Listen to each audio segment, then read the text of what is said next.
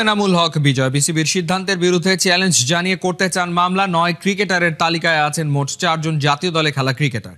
বিজয় প্রমাণ এবং স্বচ্ছতার ভিত্তিতে সিদ্ধান্ত দেখতে চান, তা না হলে দিয়েছেন লড়াই করে যাবার ঘোষণা। তাদের এতটুকু কি গার্ডস নাই বলার যে একদম সামনে এসে হ্যাঁ বিজয় দোষী এই প্রমাণ? মানে আপনার কি কোনো ধারণা ছিল যে এই ধরনের কোনো কিছু আসতে পারে ঠিক অকশনের আগের দিন? আনবিলিভেবল। এটা কেন হবে, কিভাবে হলো এটা তো জানি না কিছু। মানে এখন স্টেপটা কি নেবেন? এখন কিচ্ছু না, মানে আমার লয়ার যাচ্ছে, এখন কনফারেন্স হবে, আমি বিসিবির এগেইনস্টে যা স্টেপ নিতে পারি সর্বোচ্চ স্টেপগুলো নিব। আমি আমাকে প্রোটেক্ট করার জন্য আমাকে এইভাবে অসম্মানিত করতে পারে না। আপনি যদি এভিডেন্স থাকে আপনি যা ইচ্ছা তাই বলতে পারেন আমার নামে। আপনি আমাকে দোষী প্রমাণ হয়েছে যে আমি এই করছি, এই কারণে বিজয়কে দেওয়া হচ্ছে, দ্যাটস ইট। কিন্তু আপনি পুতুর করে এই কি অভিযোগ, হ্যাঁ এটা করতে পারে, কি হবে সেটা মনে করছে, এরকম আমতা করে তো কাউকে সাসপেন্ড করতে পারেন না বা কাউকে দূরে রাখতে পারেন না খেলার থেকে।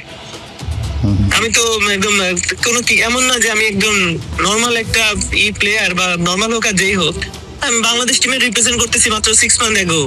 আর তাকে এভাবে আপনি বা যে কোনো আপনার সঙ্গে কি এর মধ্যে থাকে না যে মানে যে ইনভেস্টিগেশন করার যে ব্যাপারগুলো, এর মধ্যে কি আপনাকে কোনো জিজ্ঞাসাবাদ বা কোনো কিছু এই ইস্যুগুলোতে করা হয়েছিল?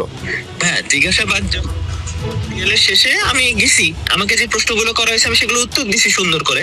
আমি যদি কোনো অপরাধ করে থাকি আমি তাদেরকে বলছি বলেন আমি কোনটা কি বলছি, আমি সম্পূর্ণ সুন্দর করে বলা হয়েছে যে আমি অ্যাজ এ ক্যাপ্টেন আমি কিভাবে চিন্তা করছি, কিভাবে প্ল্যান হয়েছে।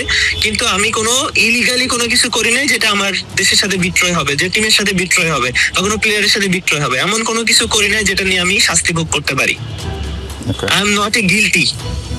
আমার ডিসিশন ভুল হতে পারে কিন্তু ইন্টেনশন কখনো ভুল ছিল না। আমি সম্পূর্ণ ক্লিয়ার করছি এবং আশা করি এটার আমার দিকে ফয়সালা আসবে এবং আমি সঠিকই থাকবো ইনশাল্লাহ। আরো অনেক ঘটনা সামনে আসবে, অনেক বক্তব্য সামনে আসবে, ঠিক বিষয়গুলো কোন দিকে যায়, পানিটা আসলে কোন দিকে গড়ায়, সেটাই কিন্তু দেখার অপেক্ষা।